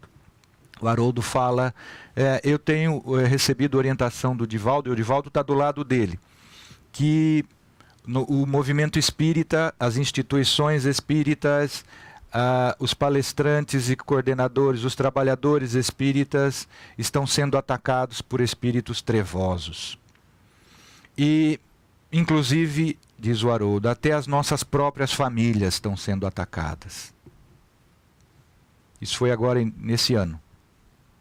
Eu, em 2004, recebi o mesmo alerta de um espírito. E porque ele se apresentou como o espírito Bezerra de Menezes, eu fiquei constrangido de contar isso para os outros. Eu só contei para algumas pessoas da minha reunião mediúnica e da minha família.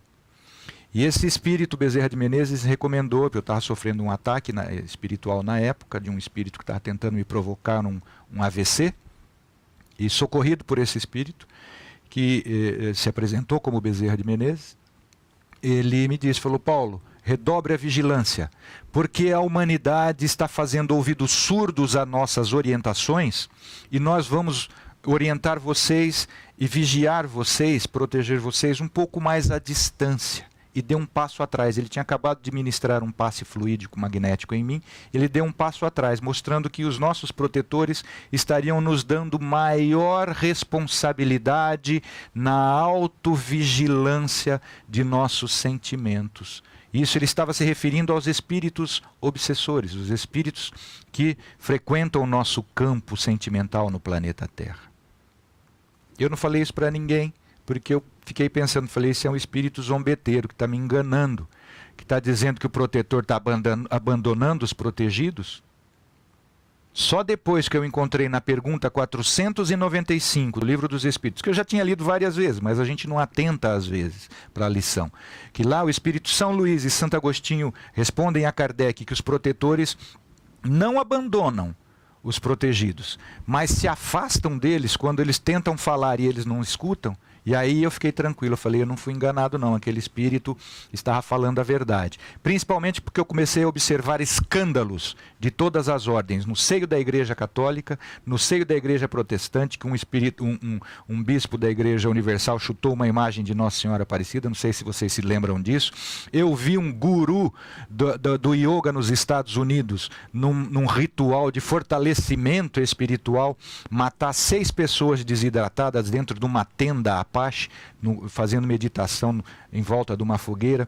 Eu vi o rabino Henry Sobel, autoridade máxima, um homem de todo respeito religioso e político dentro do nosso país, ser preso nos Estados Unidos roubando uma gravata, vocês se lembram disso? Eu comecei a observar essas coisas todas. Começaram escândalos dentro do movimento espírita, de médiums sendo flagrados, cobrando para fazer cirurgias espirituais. Eu comecei a ver escândalos de dirigentes espíritas de todas as ordens, e comecei a ver depressão dentro de trabalhadores espíritas. Eu falei, aquele espírito não estava me enganando mesmo não. E como a Andréia chamou a atenção aqui, o Divaldo e o Haroldo falaram isso em Goiânia. Então, repetindo isso. Acontece que aí eu divirjo do Divaldo e do Haroldo, isso está acontecendo, não é porque o planeta está se transformando de um mundo de provas e expiações para um mundo de regeneração. É porque, como disse o Espírito Bezerra de Menezes para nós não estamos ouvindo as boas orientações, nós estamos agindo por nossa própria cabeça aqui. e estamos resistentes às orientações do mais alto. E aí a espiritualidade, como disse Santo Agostinho e São Luís na pergunta 495, tem as mãos amarradas por nós mesmos. Eles se afastam, mas como dizem os espíritos, São Luís e Santo Agostinho, voltam quando a gente chama. Volta quando a gente se coloca no caminho para a verdade e para a vida e pede o auxílio. E nós não estamos fazendo isso. Nós estamos nos iludindo de que somos pessoas verdadeiramente religiosas, que já somos pessoas que estamos no caminho do bem, quando nem Jesus admitiu ser chamado de bom. Então a gente está vendo uma série de literatura espírita, esotérica, de autoajuda, falando, mantenha a consciência elevada e você não sofre a influência dos espíritos perdidos do seu lado. Quando o próprio espírito André Luiz diz numa das obras psicografadas por Chico Xavier, que a comunidade espírita, os espíritas não conseguem conservar 5 minutos de conversa edificante. Onde é que está nossa bondade, nosso comportamento adequado a ponto de recebermos auxílio da espiritualidade superior? E eu penso que esse afastamento é exatamente para nós assumirmos maior responsabilidade pela condução das nossas próprias vidas.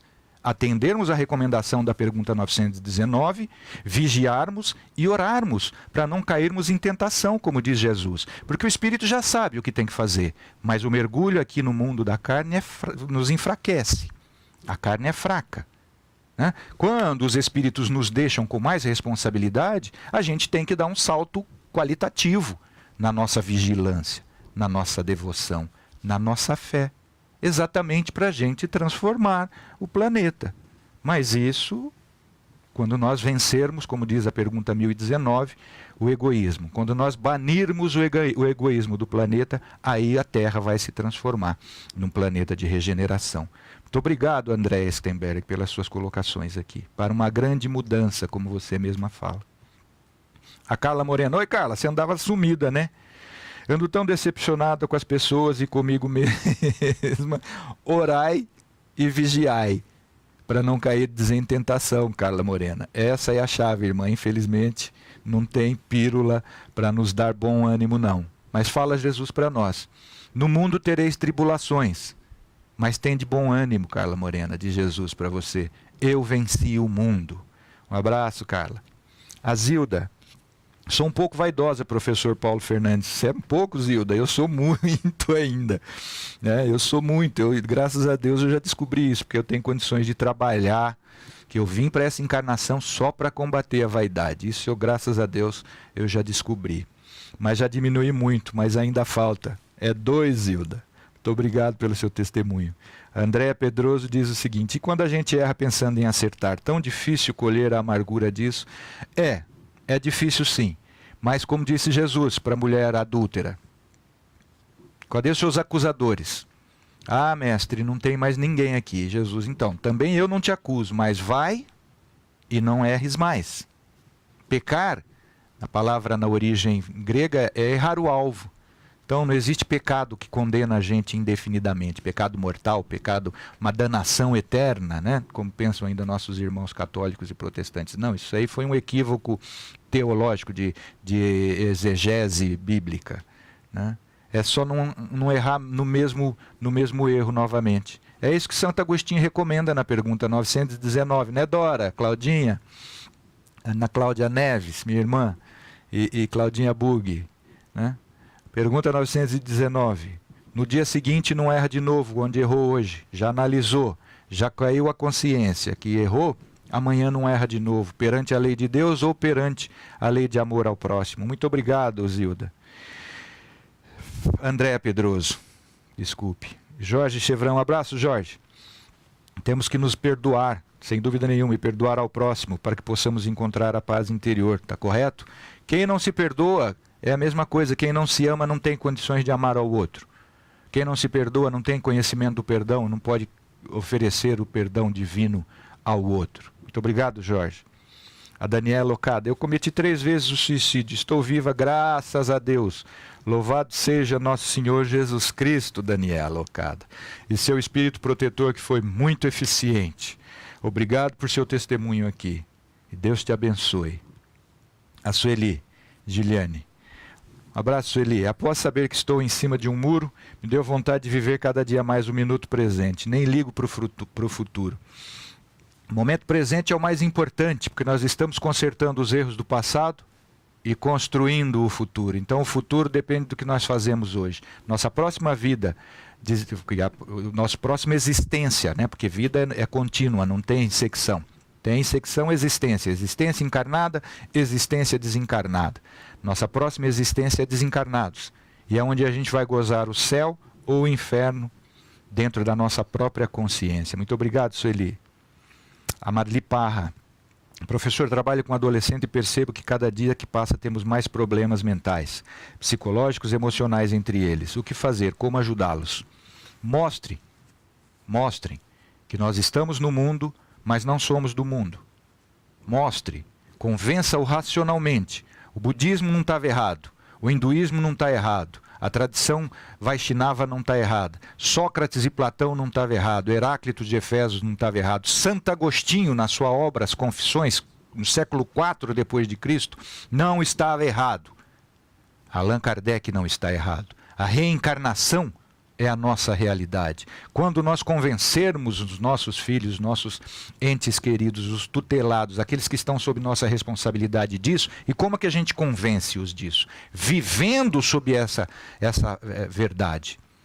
Como o apóstolo Paulo dizia, se eu sei que eu sou um espírito, por que eu não ando como um espírito? Por que eu não vivo como um espírito? Nós, que já estudamos o Espiritismo, se eu sei que eu sou um espírito reencarnado, por que eu não ando como um espírito reencarnado? Por que eu não vivo como um espírito reencarnado? Postura de vida, relação a mim mesmo e ao próximo como a mim mesmo. Mostre para eles que a reencarnação faz parte da filosofia e não da religião, Marli Parra. Isto é conhecimento que dá para a gente realizar. É filosofia. Não é religião a reencarnação. Foi usada como informação religiosa, porque é muito mais eficiente do que uma existência só. Muito obrigado, Marli. Para isso você vai ter que conhecer muito bem. E você é professora, busca o conhecimento dessa verdade que vai te libertar e auxiliar você a libertar seus queridos alunos. Muito obrigado, minha irmã. André Stenberga, verdade, recursos de autoajuda não servem para nada, livros de autoajuda vazios. É isso mesmo, perfeito. Cultura de livros vazios, dogmas supérfluos. E aí a gente fica na casca. Quando a gente faz meditação, eu sou professor de meditação, fui para a Índia fazer curso de aperfeiçoamento de meditação. Como diz um monge budista tibetano, se você faz meditação sem saber que você é um espírito reencarnado, você só está criando calo na nádega. Isso fala um monge budista. Eu vou dar a referência para vocês. Tem no YouTube essa fala dele, é fácil de achar. Né? Então, meditação para ficar na mente, controlando o pensamento. Que mente? Pensamento não é coisa de cérebro. O cérebro reflete o pensamento, mas pensamento, a fonte do pensamento é o sentimento, e a fonte do sentimento é o espírito. Muito obrigado, André, é isso mesmo. A Meire Vilar. Um abraço, vó Meire. É muito difícil perdoar, mas longe de ser impossível. É exatamente isso. Exatamente isso. E sem perdoar, vó Meire, Jesus fala, antes de vir entregar sua oferenda perante o altar do Pai, qual que é a nossa oferenda hoje? É a prece que a gente direciona ao mais alto, não é? Jesus fala, antes de oferecer sua prece a Deus, vai e reconcilia-te com teu irmão. Senão nossa prece nem faz efeito com mágoa de alguém. Orar com mágoa de alguém, nossa prece, a minha cai na ponta do dedão, como eu falei ontem. Daí a importância fundamental do perdão. Dulce Alencar Leite. Professor, então não devemos falar de planeta em processo de transformação, né, como ele fala, de mudança, de regeneração. Devemos sim, Dulce. Mas o planeta está em regeneração desde que foi criado. Porque aqui habitavam inteligências primitivas. Depois, inteligências mais avançadas nos vegetais. Depois, inteligências mais ainda avançadas em animais pré-históricos, dinossauros. Depois, inteligências em homens hominídeos, em animais mais inteligentes, depois em hominídeos, depois em homens,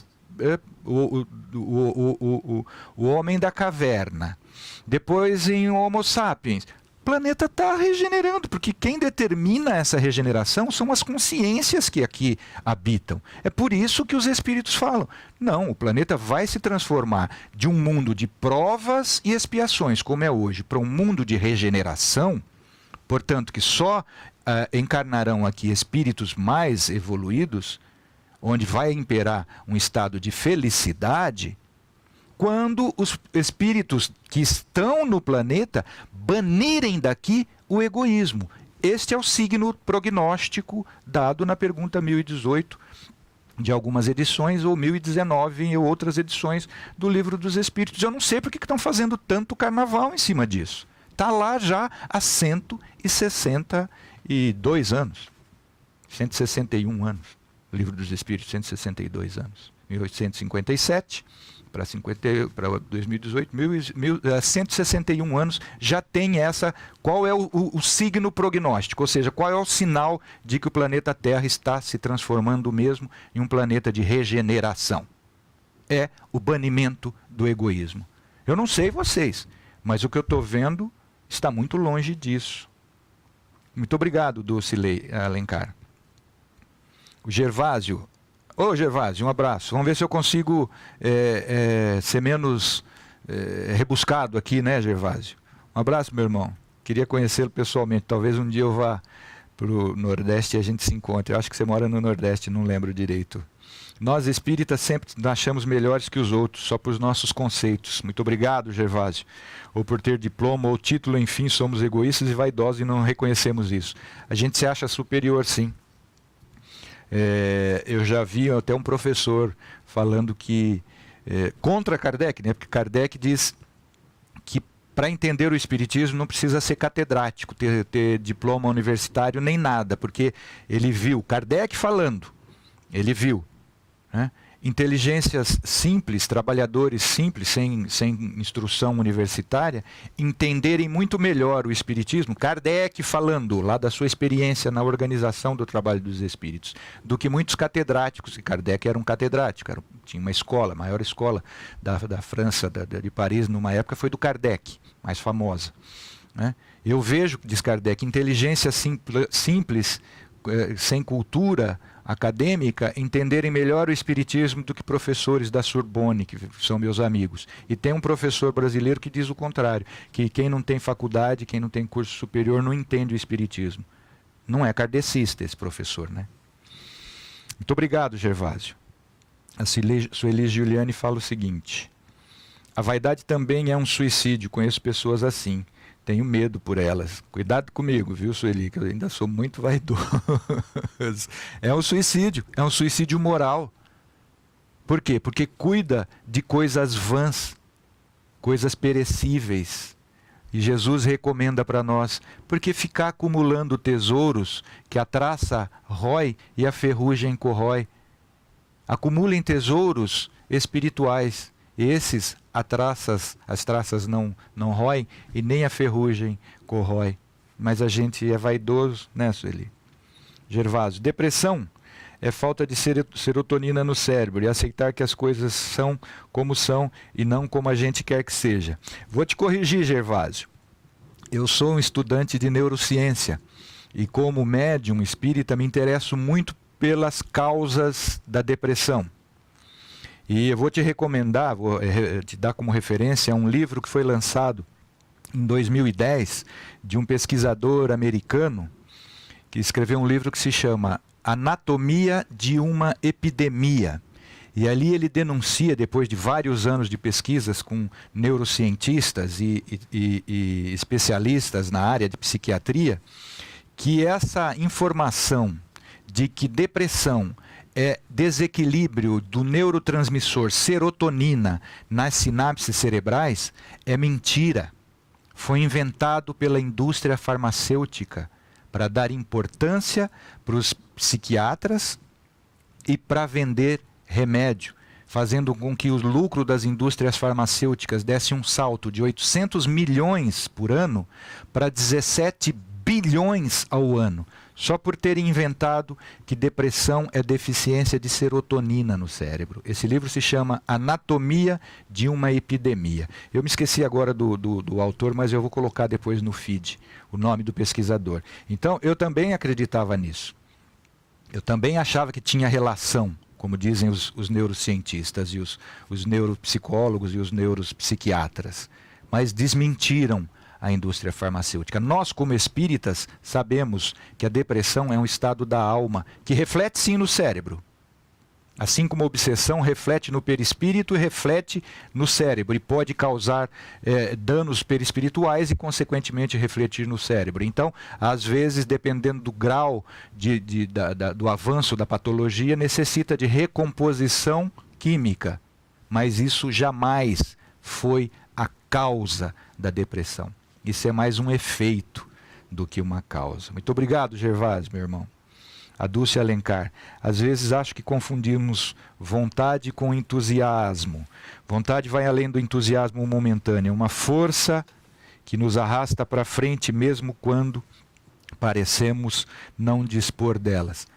É a força essencial de toda criatura inteligente. Os espíritos nos disseram, a vontade é um atributo essencial da inteligência. A vontade que Deus nos atribuiu, nos deu, era cega. E nós transformamos já em vontade livre. Olha a força que nós temos. E a gente fica deixando espíritos entristecidos dominarem a nós. A gente não admite, quando é adolescente, nem que a mãe, o pai da gente mande na gente. E aí a gente fica adolescente ou fica deprimido e fica admitindo que espíritos entristecidos ou vingativos mandem em nós. E aí a gente se suicida. Meu Deus, né? Vamos valorizar a nossa história evolutiva.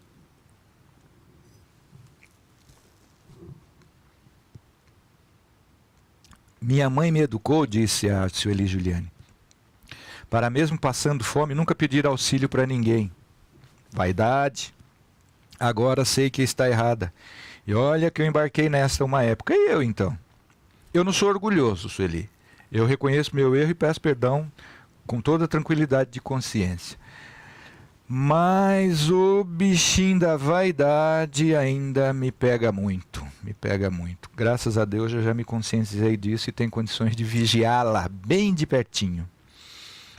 Outro dia, para você ter uma ideia, eu quando era advogado em São Paulo, eu dava desculpa de que me vestia porque eu era advogado de multinacionais, eu participava de reunião com diretores internacionais, então eu não repetia um terno nem uma gravata no mês. Outro dia eu fui no supermercado aqui de pijama, então já estou avançando um pouquinho, né?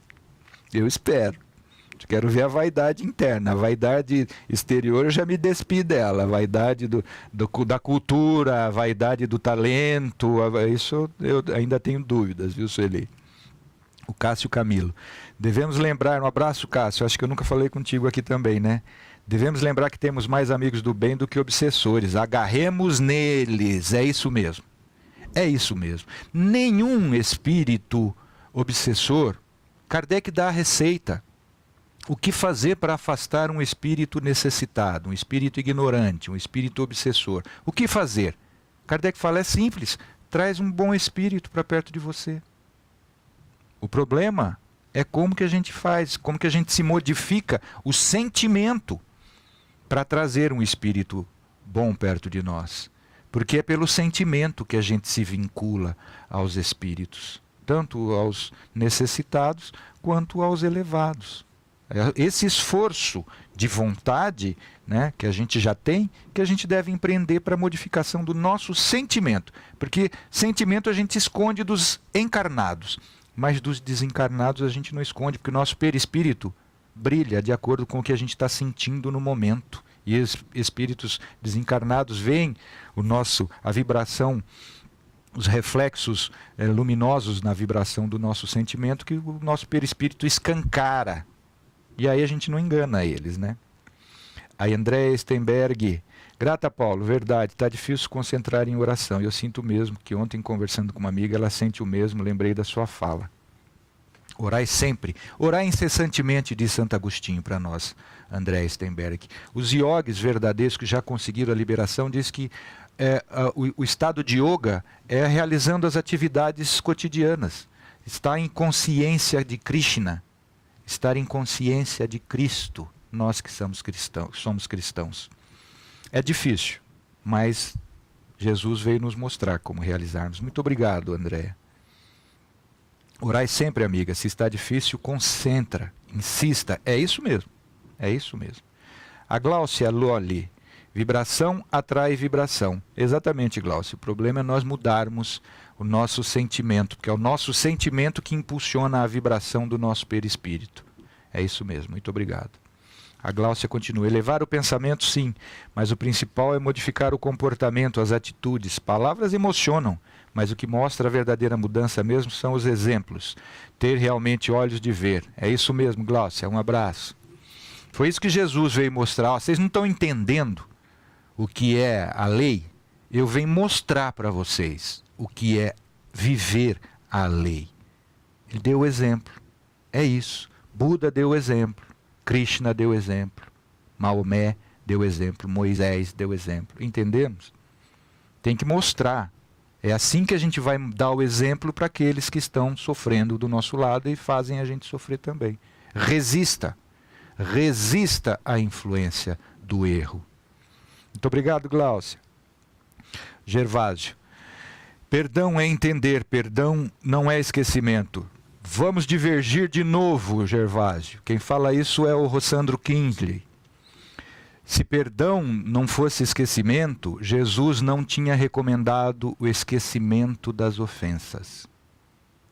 Perdão é esquecimento integral.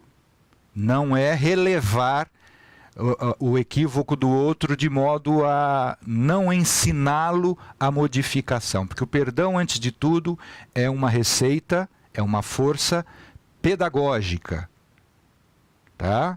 Mas é esquecimento das ofensas que Jesus recomenda. Se não houver esquecimento, não houve perdão.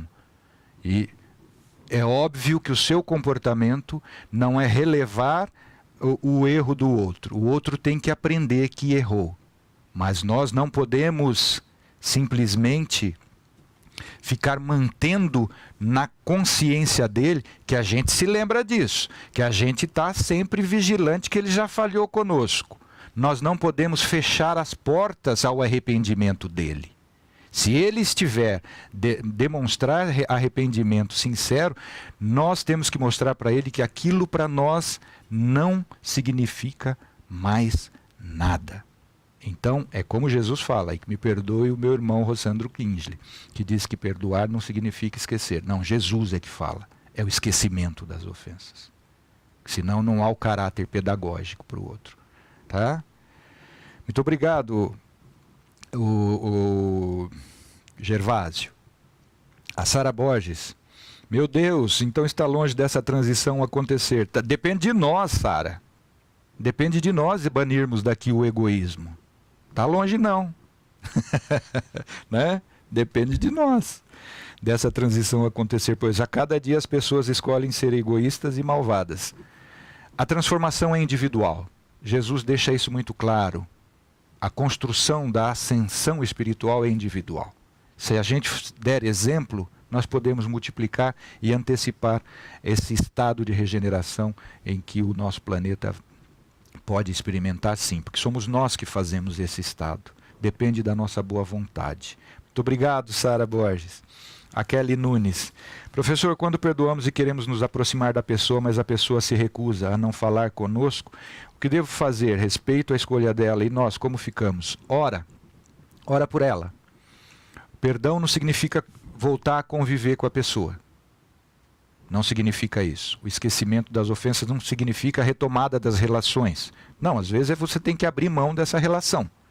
Principalmente porque o perdão dela para com você não depende de você.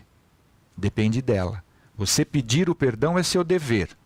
Mas perdoar é benefício primeiro para ela, porque o perdão a gente não dá para o outro.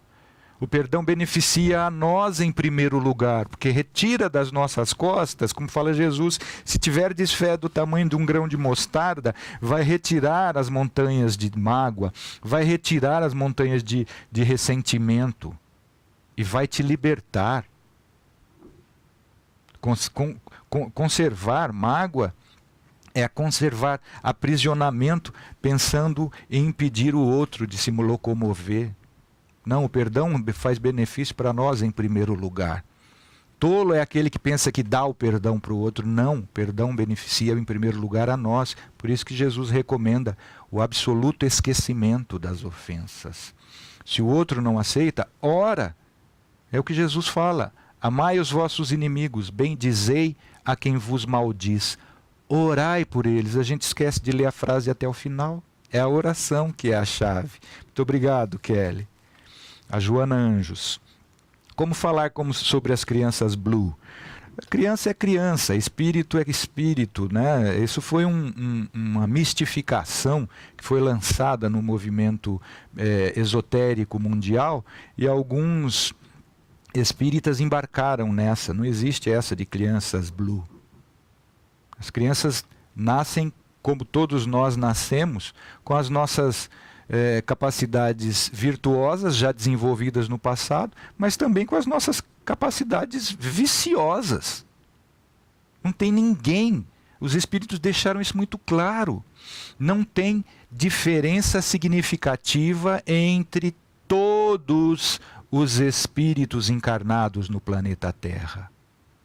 O nível moral de evolução espiritual dos habitantes do planeta Terra e daqueles que frequentam também está na mesma faixa. São raríssimos os missionários no planeta Terra. Então, isso foi um sofisma, uma mistificação que dominou durante um pouco período, viu, Joana? Mas já está sendo extirpada essa mentira do seio do movimento espírita. André Stenberg fala: Paulo, aí não há muita radicalização? Acredito sim na doença da indústria farmacêutica que lida só com sintomas e deixa de lado o ser humano, mas não precisamos de ajuda corpo, físico e espiritual, tratar os três lados? Como eu falei, se já atingiu o corpo, o organismo, precisa, é claro, Andréia, mas não tratar como a causa sendo o organismo. É efeito, é uma questão de modificação de ponto de vista, de perspectiva. Mens, como falavam os romanos, né? Eles usavam o termo mens como sinônimo de espírito, não como tem a neurociência e a filosofia da mente hoje, assim como os hinduístas. Né? Espíritos são, a consequência é o corpo são.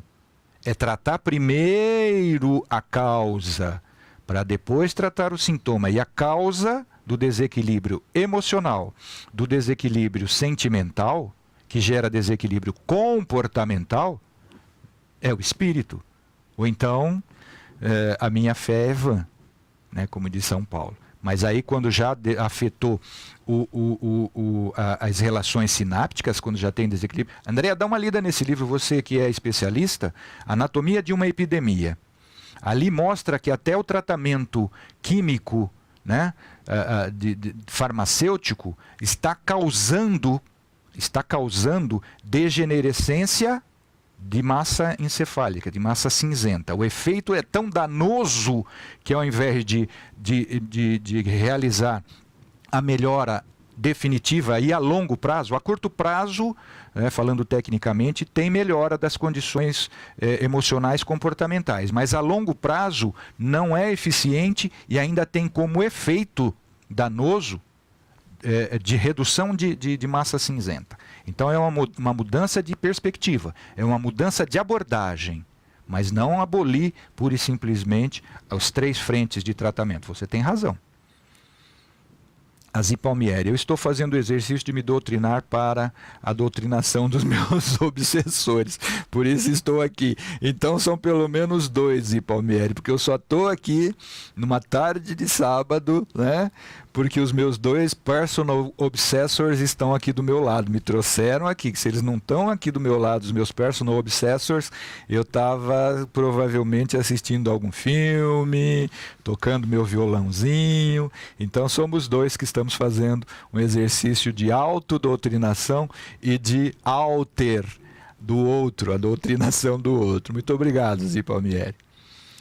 O Christian Pistório: fui traído, eu perdoei a minha ex-esposa e hoje ela não é feliz pelo que fez. Ela tem que se perdoar, não é? Se você já perdoou, é ela que tem que se perdoar. Essa é a grande dificuldade nossa, o auto-perdão. E é isso que abre portas para os obsessores nos maltratarem, nos deprimirem, nos flagelarem o sentimento. A Pri Silva: obrigado, Christian, pelo seu testemunho aqui corajoso. A Pri Silva: obrigada, estou aberta a aprender, meu coração está um pouco cansado. Tem 2 suicídios na família, não consigo ver o restante. Ah, tá, é a Dil que colocou, não conseguiu ver o restante então bota aqui um Dil, é a nossa diretora aqui que colocou, não consigo ver o restante. Então, Pri Silva, obrigado por seu testemunho. Eu vou responder, como eu faço sempre com os testemunhos, as perguntas que eu não consigo ver a tempo de responder ao vivo, que não dá tempo, nós já estamos encerrando a nossa aula. E como a Dil, minha esposa, não consegue ver pro problema do Facebook a sua pergunta integralmente, eu vou responder a sua pergunta por escrito, como eu faço com todo mundo. Aqueles que eu não respondi aqui as perguntas com satisfação, podem, ou satisfatoriamente, com satisfação eu faço sempre, mas satisfatoriamente, pelas minhas deficiências de conhecimento, eu faço por escrito também. Eu agradeço ao seu testemunho, Pri Silva, e o coração cansado meu também está, porque eu também tenho um caso recente de suicídio na família. É por isso que eu estou aqui fazendo essa tentativa de auxiliar-nos de alguma forma, a mim e a todos esses bondosos corações que frequentaram essas nossas aulas nesse mês, agradecendo a Deus a coragem de estarmos aqui todos reunidos fraternalmente, irmanados num só sentimento, tentando fazer com que Jesus tenha condições de cumprir o seu compromisso, a sua promessa de estar onde 2 ou mais se reúnem em seu nome. Este é o nosso objetivo aqui. Meu, da Dil, minha esposa, que faz a transmissão e conversa com vocês, e de todos os nossos irmãos e irmãs que frequentam esse nosso espaço dialético, filosófico, de busca pelo conhecimento espiritual, que vai nos libertar, como diz Jesus. Que Deus abençoe a todos vocês e proporcione um bom estado de alma, de paz e tranquilidade nesta semana. Muito obrigado mais uma vez.